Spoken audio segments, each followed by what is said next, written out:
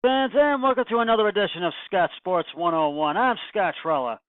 We'll talk a little bit of, we'll do a little tribe talk. We'll talk about the Cavs. We'll talk about the Browns and NBA basketball, Major League Baseball, and NFL football. But first, here is today's Scott Sports 101 trivia question: who was the heaviest player in NFL history?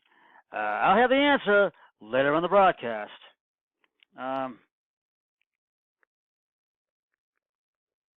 Okay.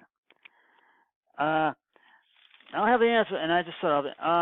Over the last several weeks, most of the tribe talks have centered around a potential trade of either Corey Kluber or Trevor Bauer.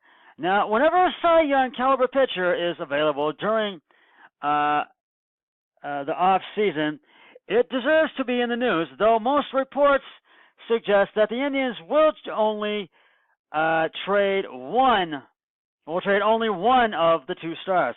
If the Indians' goal is to improve the team, which it is by far the goal, to improve the team as much as possible for the remainder of its current championship window, though would it make sense to trade both players? Now, I feel this would not make sense. Only one should be traded.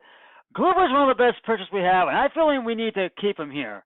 Now, Bauer had his ups and downs last year, and though I do feel that he should remain with the tribe, but it could be a potential to trade Bauer to the Dodgers, but I don't know. I don't know if that's going to happen or not. We're going to have to wait and see. But I feel there will be a trade, but it's got to be the right trade, I feel. Now, Kluber would be a bad trade. That would not be. Now, Trevor Bauer, that could be a good move. It could. But we're going to have to wait and see. Now, while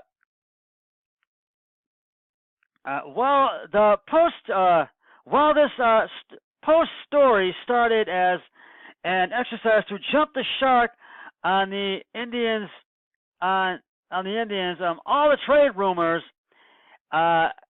it turns out it's not as ludicrous as it might sound. Now, this could be a good move if we would trade Trevor Bauer and not Corey Kluber. But what would it look like if we would trade both of them? What would it look like? Because with the extension of Carrasco through 2023 and Ramirez, and we also have Shane Bieber and Yandy Diaz and one other one. And I feel this might be a little bit different of a move, but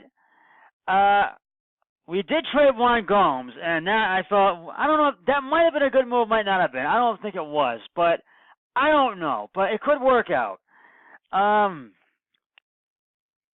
But this could be a little bit different if this really works out good or not. But it could work out good to the best because we would like to see the Indians get back to the World Series.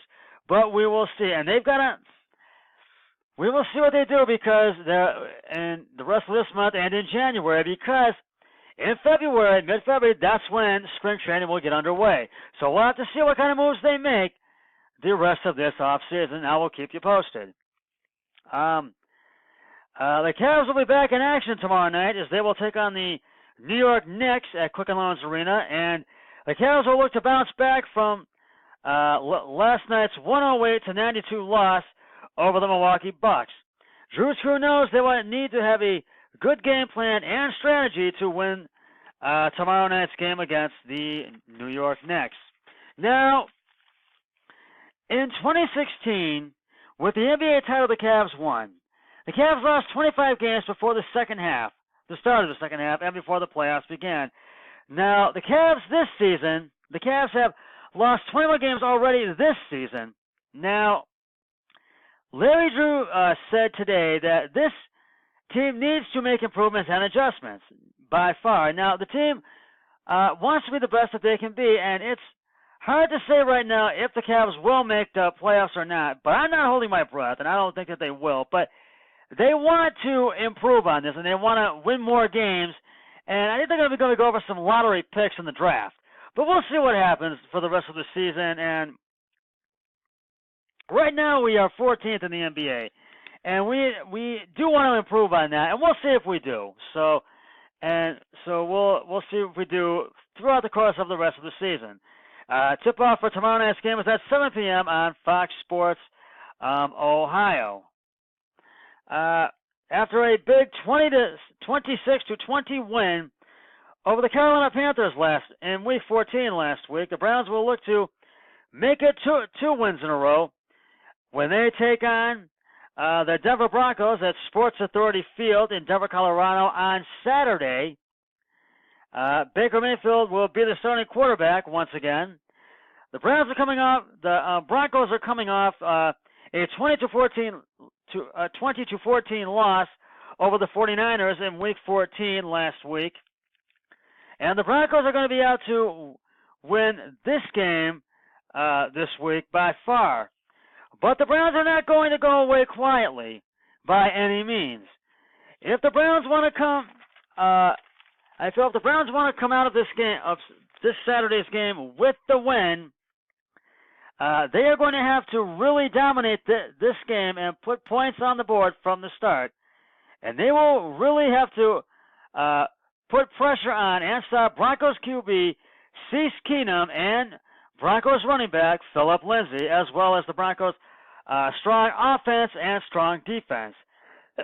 Now, keep in mind, the Browns' defense thrives on turnovers and takeaways, and they will hopefully thrive in this game against the Broncos this week. And now, Craig Williams has really been a factor in the Browns improving. They've become a better team at 5-7-1, but he does deserve credit. But I don't think he's the right man to be the Browns' full-time head coach. This team wants to be the best it can be, and you got to have a coach that is going to make this team the best. Now, the Browns may make the playoffs, but I don't think that's going to happen this season. But we'll see. And if the Browns would win a Super Bowl in the coming years, that would be the biggest. If it was this year, it would be the biggest thing in history. But if it's in the coming years, it would be really great because we are wanting a championship here.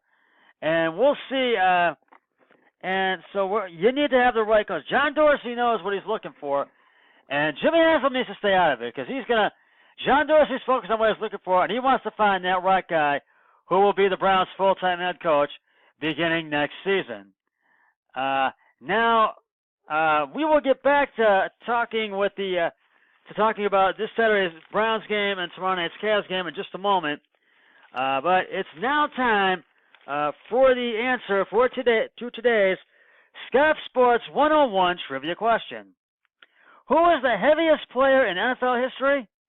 If you said Aaron Gibson, you are correct. The heaviest player